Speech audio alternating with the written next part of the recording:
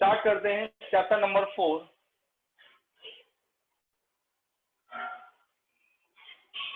Chemical bonding.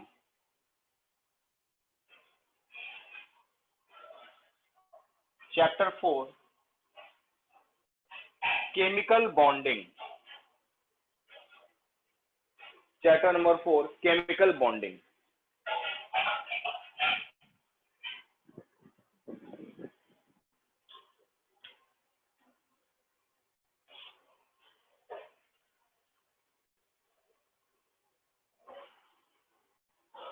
Chemical bonding, देखो जरा आखिर क्या होता है केमिकल बॉन्डिंग, क्यों होता है, क्यों पढ़ते हैं इन सब चीजों के बारे में।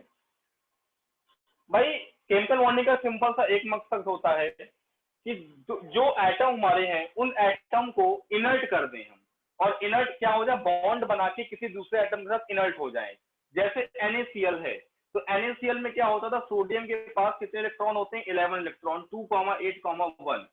तो ये अपना 1 इलेक्ट्रॉन रिप्लेस करके किसी से किसी को इलेक्ट्रॉन दे देगा, एक इलेक्ट्रॉन, उससे बॉन्ड बना के क्या हो जाएगा, इनर्ट हो जाएगा। इनर्ट का मतलब होता है जिसकी आउटर सेल क्या हो, कंप्लीट हो, जिसकी लास्ट सेल में बेटा कितने इलेक्ट्रॉन हो, 8 इलेक्ट्रॉन हो। कितने इलेक्ट्रॉन हो, 8 इलेक्ट्रॉन हो। तो केमिकल बॉन्डिंग का सिंपल सा इतना मकसद होता है कि कोई एटम या कोई आयन किसी दूसरे आयन के साथ मिल करके एक बॉन्ड बना ले और इनर्ट हो जाए, ठीक है ना।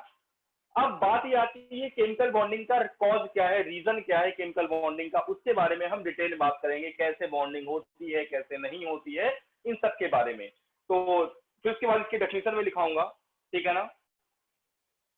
या लिख लो आप डेफिनेशन, लिखो द फोर्स सर किसकी, केमिकल बॉन्डिंग की। The force which held together, the force which held together, the force which held together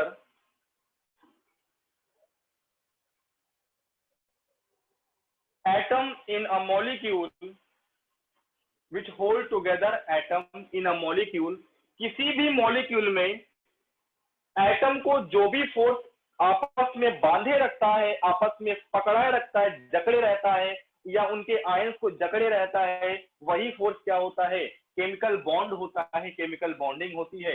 ये एक तरह का फोर्स ही होता है बेटा, ठीक है। In molecule which keeps ion, which keeps KEEPS, which keeps ion, which keeps ion, ION, ion in ionic solid substance, in ionic solid substance, ionic solid substance is known as, sir आयनिक की बात क्या है? ionic solid substance, ionic solid substance is known as chemical bond, is known as chemical bond। अब आप सिर्फ board पे निगाहें रखिएगा अपनी, और कहीं नहीं। देखो एक एटम ये है और एक दूसरा एटम ये है, ये इसका न्यूक्लियस है एटम का, और ये इस एटम का न्यूक्लियस है, ठीक है। एक मिनट बता, इंक में डाल लूं, इसके बाद कंटिन्यू करो।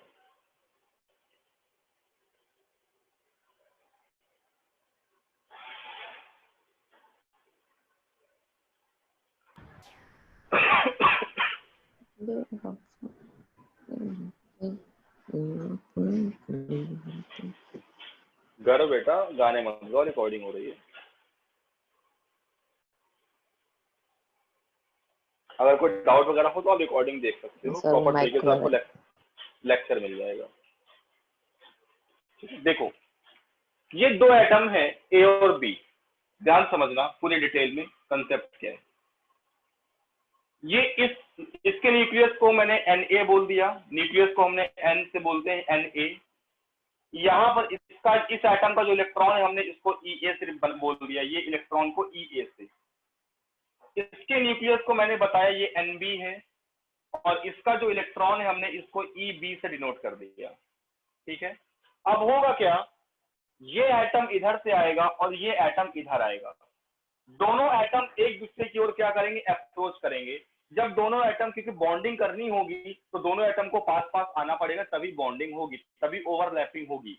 अब होगा क्या, जरा ध्यान से सुनना, यहाँ पर इसका न्यूक्लियस और इसके न्यूक्लियस के बीच में रिपल्सन लगेगा, तो आपको पता है कि अगर सेम चार्ज होता है तो रिपल्सन फोर्स लगता है।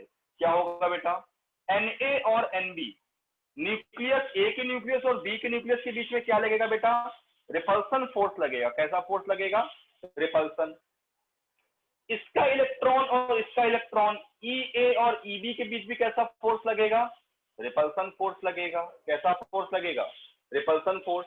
लेकिन ए का न्यूक्लियस और बी का इलेक्ट्रॉन कैसा फोर्स लगेगा बेटा, अट्रैक्शन फोर्स लगेगा।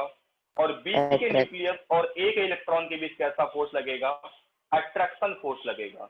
अब जब दोनों एटम एक दूसरे के पास पास आएंगे तो हम एक कर्व बनाएंगे।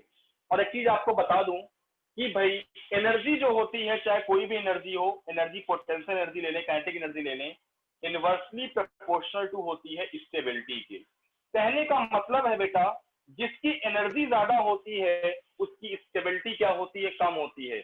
मैं आपको सिंपल से ग्राफ से आपको समझा देता हूं। जैसे मान लिया एक कोई पर्सन है, ये मेरा एक ग्राफ है, यहाँ पर पोटेंशियल एनर्जी है और यहाँ पर कोई भी किसी भी बना दो। यहाँ पर एक पर्सन खड़ा हुआ है बेटा, अब यहाँ पर टॉप पे खड़ा हुआ है, अब उसके सामने बड़ी ही प्रॉब्लम आ गई। अब अगर वो इधर आता है तो गिरेगा, इधर जाएगा तो गिरेगा। मतलब इसकी एनर्जी तो ज्यादा है इस समय, लेकिन इसकी स्टेबिलिटी क्या है, बहुत कम है। मतलब स्टेबिलिटी क्यों कम है, क्योंकि ये पीक पे खड़ा हुआ है और पीक से अगर कहीं भी जाएगा तो क्या होगा, इसको प्रॉब्लम होगी, चोट लगने की पूरी पॉसिबिलिटी है। मतलब इसकी स्टेबिलिटी क्या है, कम है, इसकी स्टेबल नहीं है।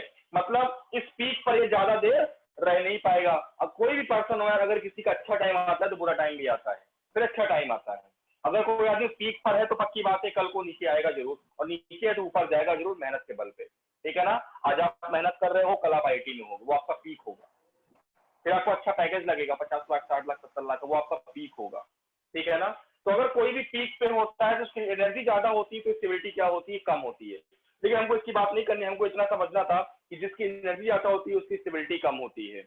लेकिन हमें एटम ये चाहता है, आयन ये चाहता है कि हम बॉन्डिंग करके स्टेबल हो जाएं। तो अगर स्टेबल होना है तो एनर्जी को हटाना पड़ेगा, एनर्जी को रिलीज करना पड़ेगा बेटा।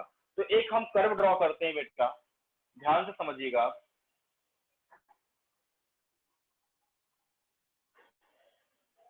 Potential energy versus distance between atom, एक कर्व होता है इस तरह का।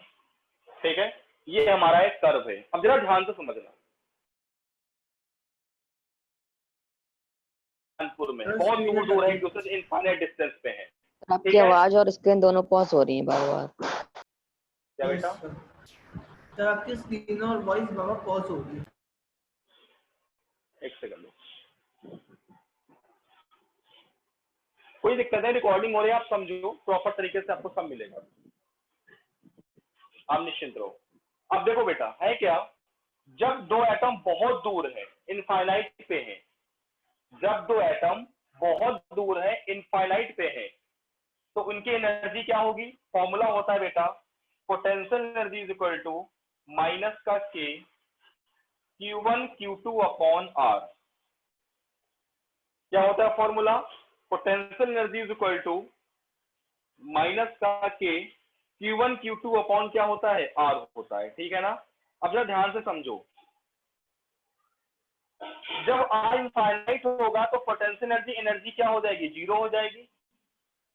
जब R इनफाइनाइट है मतलब दोनों एटम एक दूसरे से इनफाइनाइट डिस्टेंस पर रखे हुए हैं, तो ना कोई अट्रैक्शन लगेगा ना कोई रिपल्सन लगेगा, क्या होगा, एनर्जी जीरो होगी। अब धीरे धीरे पास पास आएंगे, अब और पास पास आएंगे तो क्या होगा, उनके बीच की डिस्टेंस कम होगी। डिस्टेंस कम होगी तो बेटा अट्रैक्शन फोर्स लगेगा। क्या लगेगा, अट्रैक्शन फोर्स। एक चीज समझ लो बेटा, ये पॉजिटिव डायरेक्शन है, यहाँ पर माइनस में है पोटेंशियल एनर्जी, ऊपर पॉजिटिव में है। जब दो एटम पास पास आएंगे तो एक ऐसा पॉइंट आएगा, एक ऐसा पॉइंट आएगा जिस पॉइंट पर दोनों एटम क्या होंगे, आपस में क्या कर जाएंगे, ओवरलैप कर जाएंगे। कितना ओवरलैप कर जाएंगे, 50% ओवरलैप कर जाएंगे। मतलब 50% क्या हो जाएगी, दोनों आपस में ओवरलैप कर जाएंगे बेटा। क्या कर जाएंगे यहाँ पे, 50% ओवरलैप कर जाएंगे। उस डिस्टेंस को क्या बोल दिया, आर नॉट पॉइंट पर। आर नॉट डिस्टेंस पर क्या हो गए, और इनकी एनर्जी यहाँ पर क्या है बेटा, माइनस में, बहुत कम है। मतलब स्टेबिलिटी क्या है, ज्यादा है। यहाँ पर कोई भी एलिमेंट या कोई भी एटम बॉन्ड तभी बनाता है, उसका यही मकसद होता है, उसको स्टेबल होना है। किसी दूसरे के साथ बॉन्ड बना के क्या हो जाता है, स्टेबल हो जाता है। तो अगर अब और ज्यादा, अगर 50% से ज्यादा ओवरलैपिंग हो गई, अब क्या होगा, और पास पास आएंगे। जब और पास पास आएंगे तो इनकी भी, अब देखो अभी क्या हो रहा था, यहाँ पर कौन सा फोर्स लग रहा था, फोर्स ऑफ अट्रैक्शन लग रहा था। मतलब जब दो एटम पास पास आ रहे थे, पास पास आने का मतलब क्या होगा कि यहाँ पर अट्रैक्शन फोर्स लग रहा है, और एक टाइम पे आके क्या होगा, दोनों ओवरलैप कर गए, बॉन्डिंग बना ली, और यहाँ पर क्या हो गए, दोनों स्टेबल हो गए बेटा। क्या हो गए, दोनों स्टेबल हो गए। लेकिन अब क्या होगा, अब जब और पास आएंगे, अब और पास आएंगे तो क्या होगा भाई, ऊपर वाले रीजन में चलो। अब जब और पास आएंगे तो न्यूक्लियस और इलेक्ट्रॉन के बीच क्या लगेगा, रिपल्सन लगेगा। तो इस रीजन पे क्या होगा, यहाँ पर रिपल्सन फोर्स क्या हो जाएगा, फोर्स ऑफ अट्रैक्शन से ज्यादा इफेक्टिव हो जाएगा। क्यों, जब और पास आएंगे, देखो और डिस्टेंस कम होगी, इधर इधर की ओर आ रहे हैं, जब इन दोनों के बीच और डिस्टेंस कम होगी तो और पास पास आएंगे, तो न्यूक्लियस बिल्कुल पास पास आएंगे, तो बहुत रिपल्सन लगेगा उनके बीच में। और रिपल्सन बहुत लगेगा तो स्टेबिलिटी डिक्रीज करेगी, एनर्जी बढ़ेगी। एनर्जी कहाँ बढ़ेगी, ऊपर की ओर। मतलब ये वाला रीजन हमारा रिपल्सन फोर्स का होता है, और ये वाला रीजन कहाँ होता है, अट्रैक्शन फोर्स का होता है।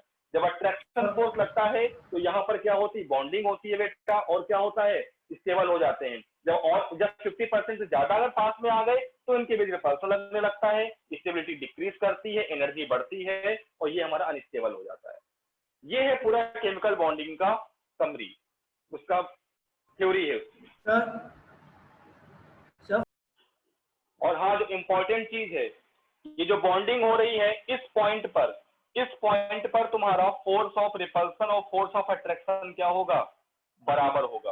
पहले अट्रैक्शन फोर्स ज्यादा लगेगा, एक पॉइंट पे आके दोनों बराबर हो जाएंगे, फिर रिपल्सन ज्यादा लगने लगेगा। ये ध्यान रखना, जब दोनों पास पास आ रहे थे तो अट्रैक्शन की वजह से ही ये पास पास आ रहे थे, और एक पॉइंट पर उन्होंने क्या कर दिया, ओवरलैप कर दिया, और वहां पर उनका क्या हो गया, जिस पॉइंट पर दोनों क्या हो जाएंगे, फोर्स बराबर हो जाएंगे, उस पॉइंट पर क्या हो जाएगा, दोनों क्या बना लेंगे, बॉन्ड बना लेंगे। दोनों क्या बना लेंगे, बॉन्ड बना लेंगे। अब देखो, जो इसका इलेक्ट्रॉन है और इसका इलेक्ट्रॉन, वो कहाँ होंगे, इसके अंदर होंगे। जो yes overlapping sir, region bond है, पेयर। इसको बोलते हैं ओवरलैपिंग रीजन, इसके अंदर होंगे दोनों इलेक्ट्रॉन बेटा। ठीक है। अब क्या होगा, अब जब और पास आएंगे तो रिपल्सन फोर्स बढ़ने लगेगा, रिपल्सन बढ़ेगा, स्टेबिलिटी डिक्रीज करेगी, एनर्जी बढ़ती जाएगी। देख लो, ये पूरी होती है समरी थ्योरी।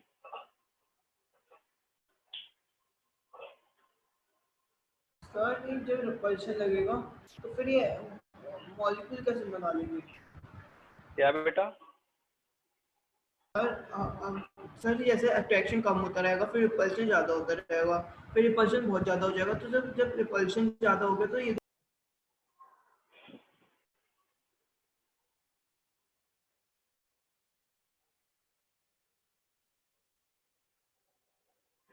अब देखो जरा बेटा,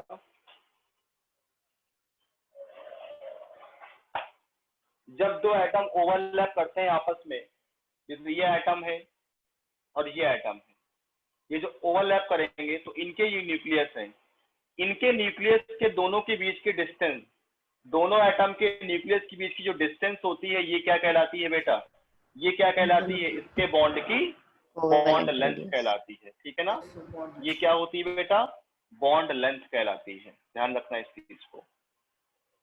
और इस रीजन को बोलते हैं ओवरलैपिंग रीजन। जो भी अनपेयर्ड इलेक्ट्रॉन एक ये इस पेयर पे, इस पेयर के फॉर्म में जब पास पास आते हैं तो दोनों पेयर्ड हो जाते हैं, और दोनों कहाँ होते हैं बेटा, इस रीजन के अंदर ही होते हैं।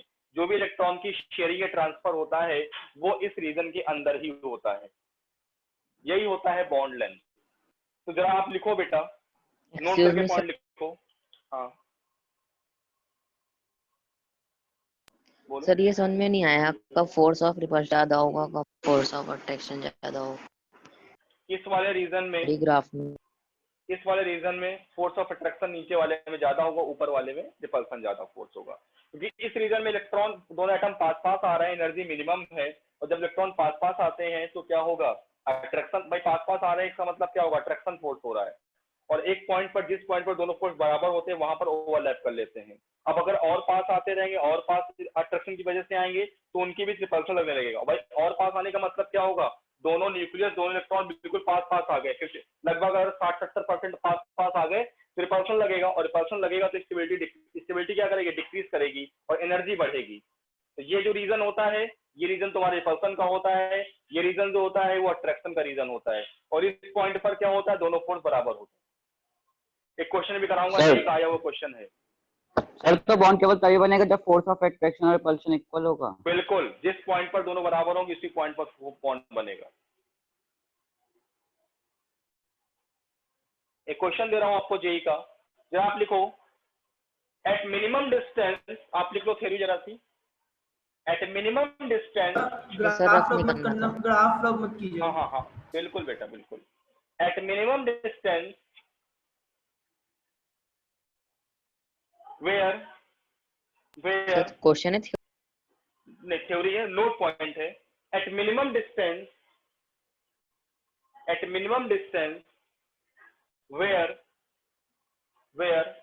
force of attraction is equal to force of repulsion, where force of attraction is equal to force of repulsion,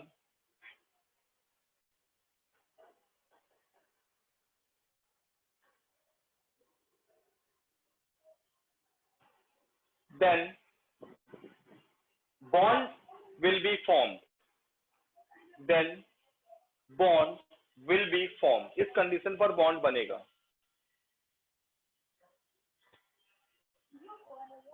गाँव में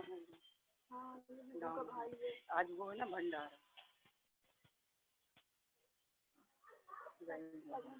अभी तक तो कभी नहीं जाती रही।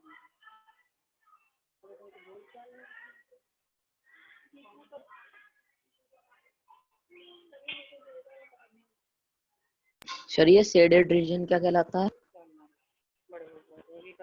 हाँ बेटा, ओवरलैप रीजन।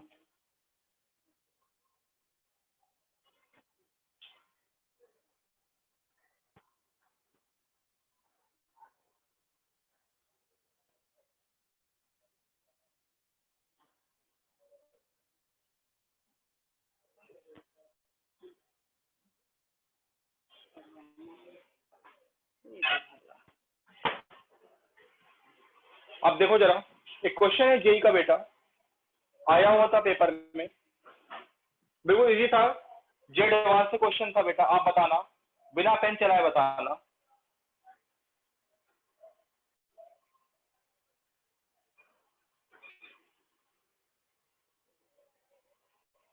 इसको बोला था रीजन ए,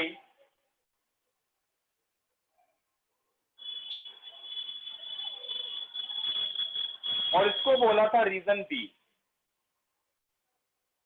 आपसे बोला था, कुछ ऑप्शन दिया था, रीजन ए और रीजन बी में कौन कौन से फोर्स अप्लाई होंगे, तो आपको पता है भाई रीजन बी में कौन सा फोर्स होगा, कौन सा फोर्स इफेक्टिव होगा, force of attraction. Force of attraction, और इस रीजन में कौन सा होगा, फोर्स ऑफ रिपल्सन। इस पॉइंट पर क्या होगा, equal force of repulsion, force of attraction. ये पॉइंट डिसाइड कर देगा कि बॉन्ड बनेगा कि नहीं बनेगा। इस पॉइंट पर क्या होगा, दोनों बॉन्ड बनेंगे और कंपाउंड क्या हो जाएगा, स्टेबल हो जाएगा, एटम अपने आप को स्टेबल स्टेट में ले आएगा। अब जल्दी से हेडिंग डालो बेटा, क्लासिफिकेशन ऑफ केमिकल बॉन्ड। नहीं बनेगा, रीजन ए में कोवैलेंट कंपाउंड नहीं बनेगा, रीजन ए में नहीं बनता, रिपल्सन बेटा, रिपल्सन लग रहा, कोई आ रहा है, उसको तुम घर में तुम्हारे आ रहा है धूप से, तुम कहो भागो यहाँ से, रिपल्सन लगा रहे हो, कहाँ से बॉन्ड बन जाएगा, बॉन्ड तो तब बनेगा तुम्हारा कोई घर आएगा, खाना पीना दोगे, खाएगा, नाश्ता वास्ता कराओगे उसको अच्छे से, तब बॉन्ड बनेगा, इससे बॉन्ड बन जाएगा। हाँ लाना पड़ेगा। बताओ भाई, बॉन्ड कैसे बनेगा, उसको पहले तुमने भगा दिया, फिर बॉन्ड कहाँ से बनाएगा, रख कर दो बेटा। सर एक बात पूछनी, मत पूछो, अब जल्दी नोट करो। सर पूछने तो दो।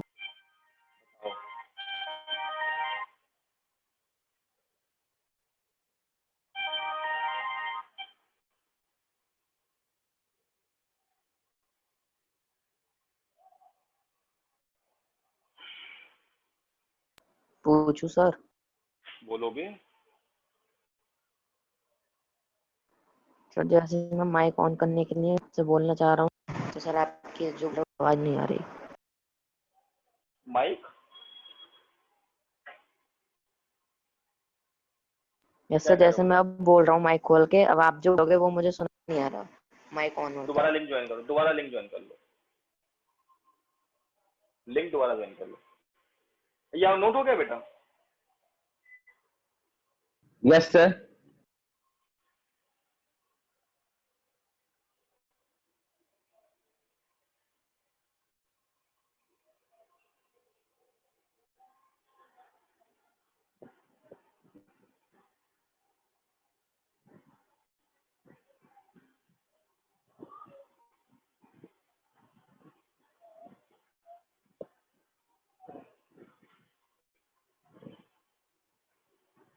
हेडिंग डालो, classification of chemical bond. Classification of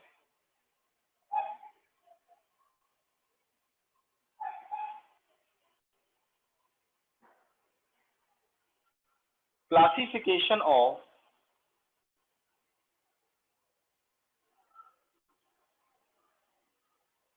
chemical bond. Classification of chemical bond.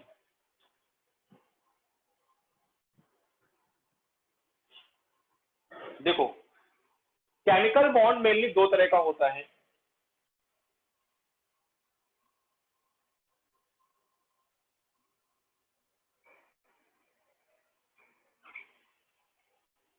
पहला होता है स्ट्रॉन्ग केमिकल बॉन्ड और दूसरा होता है weak chemical bond.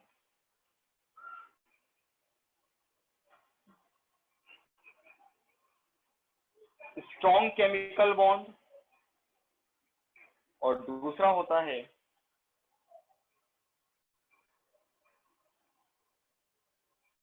Week chemical bond.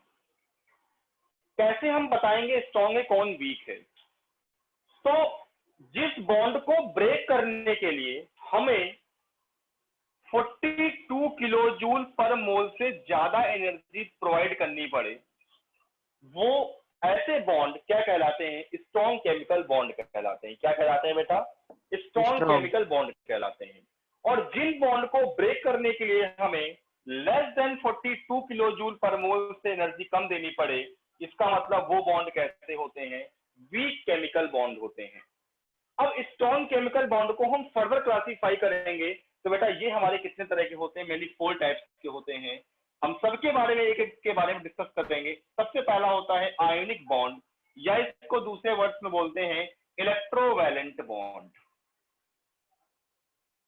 Completely detail में बात करेंगे इनकी हम। दूसरा होता है बेटा कोवैलेंट बॉन्ड। Covalent bond. तीसरा होता है my dear coordinate bond. Coordinate bond. और लास्ट होता है मेटालिक बॉन्ड।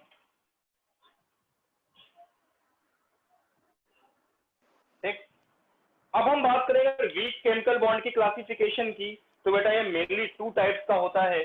फर्स्ट होता है आपका हाइड्रोजन बॉन्डिंग,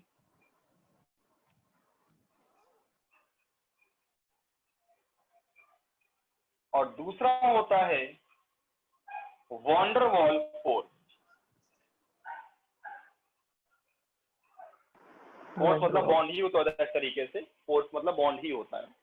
तो ये होता है आपका क्लासिफिकेशन। अब कोवैलेंट को पोलर नॉन पोलर में कन्वर्ट कर अदर क्लासिफाई करते हैं, तो उन सब के बारे में बात हम जब उस टॉपिक पे आएंगे तब डिटेल में करेंगे।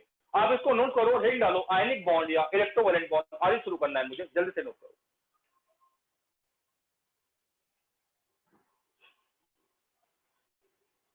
हेडिंग बढ़ेगी आयनिक बॉन्ड और इलेक्ट्रोवैलेंट बॉन्ड। आयोनिक बॉन्ड और इलेक्ट्रोवैलेंट बॉन्ड।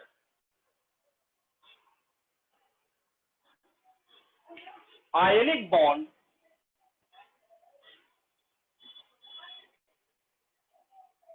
और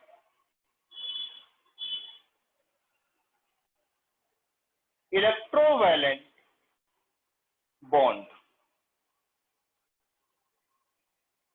आयनिक बॉन्ड और इलेक्ट्रोवैलेंट बॉन्ड।